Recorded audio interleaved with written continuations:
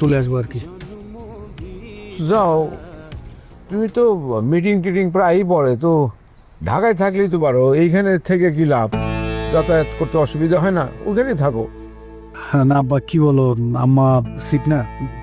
হ্যাঁ, তোমার আম্মা সিক, তো তার জন্য কি করছো তুমি? তুমি থেকে তো কোনো লাভ নাই। আমরা আছি, আমরা করবো না যাতায়াত, তুমি যাও।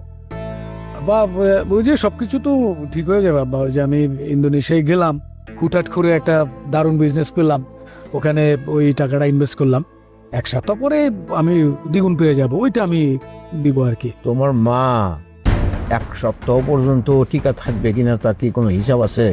হ্যাঁ, কি সমস্ত আজে বাজে কথা বলো। যখনই তোমার সাথে এই বিষয় নিয়ে কথা হয় তখনই তুমি বলো যে এই তো হয়ে যেতেছে, দেখতেছি, সব হবে, চিন্তা করেন না, এই একই কথাই তো সবসময় বলো। এই সমস্ত কথা বলার কোনো অর্থ নাই, বুঝলা তুমি? মেঘ আর পাহাড়ের লুকোচুরি, এটাই সাজেক।